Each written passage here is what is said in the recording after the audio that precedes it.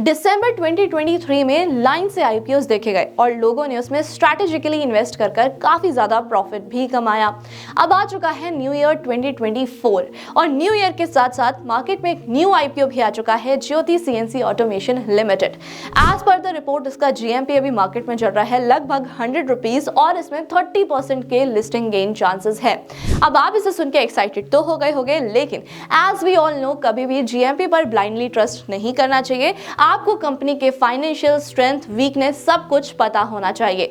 तो फटाफट आगे बढ़ते हैं और कंपनी के बारे में जानते हैं। लेकिन उससे पहले अगर आप हमारे चैनल पे न्यू हो तो चैनल को सब्सक्राइब करना, बेल आइकन को प्रेस करना बिल्कुल भी मत भूलना। और हाँ, अगर अभी तक आपने इन्वेस्टमेंट स्टार्ट नहीं की है, आप आईपीओ में इन्वेस्टमेंट स्टार्ट करना चाहते हो तो आपको एक डीमैट अकाउंट की जरूरत जरूर पड़ेगी। उसका लिंक आपको हमारे डिस्क्रिप्शन बॉक्स और पिन कमेंट में मिल जाएगा। फ्री में डीमैट अकाउंट ओपन करा सकते हो और एक प्लस पॉइंट, आप उससे रेफर एंड अर्न भी कर सकते हो। तो अब जल्दी से कंपनी के बारे में जानते हैं। जैसे कि आपने नाम सुना, ज्योति सीएनसी ऑटोमेशन लिमिटेड। तो मैं आपको सबसे पहले यही एक्सप्लेन करती हूँ कि सीएनसी क्या होता है, क्योंकि जब तक आप यही नहीं जान पाओगे कि कंपनी क्या मैन्युफैक्चर करती है तो आप कंपनी से रिलेट भी नहीं कर सकते।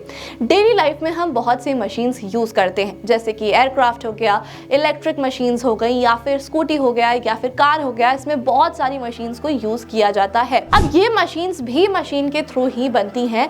इन मशीन्स को हम बोलते हैं कंप्यूटर न्यूमेरिकल कंट्रोल। अब बात की जाए कंपनी की तो 1991 में कंपनी इनकॉर्पोरेट हुई थी और अब तक कंपनी मार्केट में काफी अच्छा काम कर रही है। ये कंपनी इंडिया में ही सीएनसी मशीन्स को मैन्युफैक्चर भी करती है और सप्लाई भी करती है, जो इसका काफी ज्यादा प्लस पॉइंट है।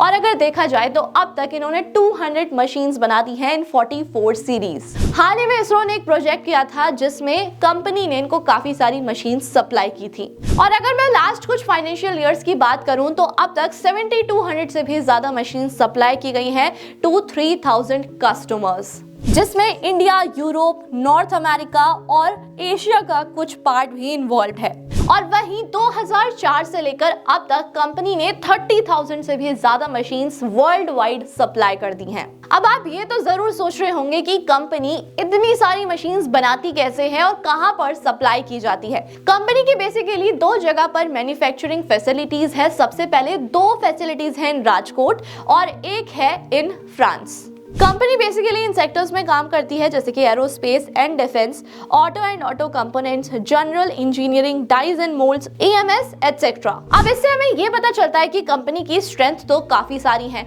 जैसे कि कंपनी के कस्टमर्स काफी अच्छे हैं और साथ में वर्ल्ड वाइड भी हैं। साथ में अगर बात की जाए कंपनी की ग्रोथ की तो कंपनी ग्रो भी कर रही है, क्योंकि उनके कस्टमर्स भी ग्रो कर रहे हैं। स्ट्रेंथ तो हमने काफी सारी देख ली, लेकिन हमें कंपनी की वीकनेस भी पता होनी चाहिए। कंपनी की वीकनेस ये है कि कंपनी के ऊपर काफी ज्यादा डेट है इस समय। अगर मैं सितंबर 2023 तक की बात करूं तो कंपनी के पास लगभग 976 करोड़ का डेट है, लोन है। साथ में अगर मैं बात करूं अनसिक्योर्ड लोन्स की तो वो भी लगभग 82 करोड़ का है, जो कि एक बहुत ही ज्यादा रिस्की पार्ट हो जाता है to invest in a company. अब ये तो हमने जान लिया कंपनी के बारे में। अब जान लेते हैं कुछ इंपॉर्टेंट डेट्स कि कब ये आईपीओ ओपन हो रहा है और कब क्लोज हो रहा है। आईपीओ की ओपनिंग डेट है 9 जनवरी। 11 तारीख यानी कि 11 जनवरी तक आप इसमें बिड कर सकते हो। अगर बात की जाए अलॉटमेंट की तो 12 जनवरी को इसका अलॉटमेंट किया जाएगा। साथ में 15 जनवरी को अगर आपका अलॉटमेंट नहीं होता है तो आपको रिफंड इनिशिएट कर दिया जाएगा। और सेम डे 15 जनवरी को ही अगर आपका अलॉटमेंट हो जाता है तो आपके डीमैट अकाउंट में आपके शेयर्स को क्रेडिट कर दिया जाएगा।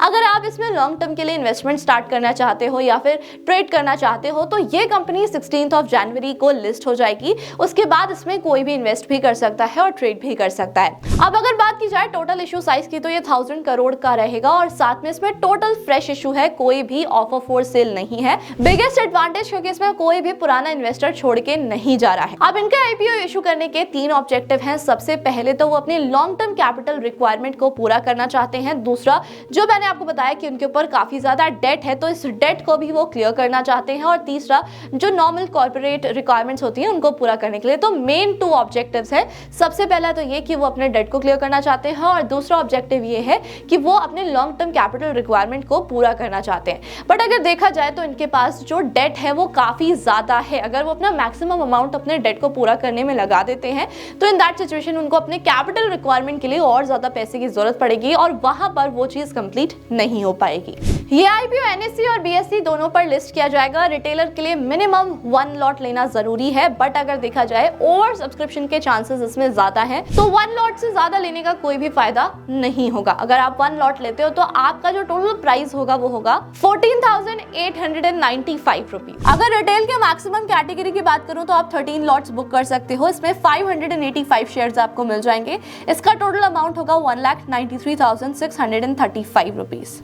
अब जल्दी से कंपनी के फाइनेंशियल्स के बारे में भी एक बार जान लेते हैं।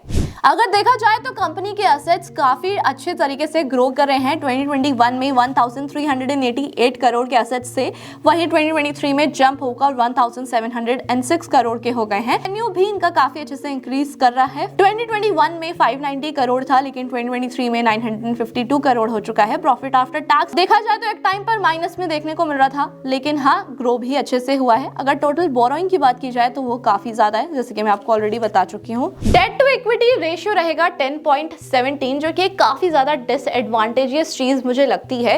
कंपनी के पास काफी ज्यादा लोड है। हो सकता है कंपनी आने वाले टाइम में उस चीज को खत्म कर दे, बट यस, आईपीओ वही अच्छा माना जाता है जिसका डेट टू इक्विटी रेशियो 1 से नीचे हो या फिर 2 भी अराउंड चल जाता है, लेकिन यहाँ तो 10 है। और अगर मैं बात करूं पीई रेशियो की तो इसके कॉम्पिटिटर्स के अकॉर्डिंग पीई रेशियो भी काफी ज्यादा है। अभी हम यहाँ पर 2 कॉम्पिटिटर्स के बारे में बात करने वाले हैं। सबसे पहले एलगी इक्विपमेंट्स लिमिटेड और लक्ष्मी मशीन वर्क्स लिमिटेड। अब देखा जाए तो ज्योति सीएनसी ऑटोमेशन लिमिटेड 300 से ज्यादा के पीई रेशियो पर मार्केट में आने वाली है, लेकिन एलगी इक्विपमेंट्स का देखा जाए तो सिर्फ 44 है और लक्ष्मी मशीन वर्क्स लिमिटेड का देखा जाए तो अराउंड 37 है। तो देखा जाए इसकी वैल्यूएशन काफी ज्यादा है। अब क्योंकि 9 जनवरी को ये ऑलरेडी ओपन हो चुका है तो इसमें सब्सक्रिप्शन आना स्टार्ट हो गए हैं। अब देखा जाए तो रिटेलर कैटेगरी में अराउंड 4 टाइम्स ज्यादा सब्सक्रिप्शन हो चुका है और ओवरऑल की बात की जाए तो अराउंड 1 टाइम हो चुका है।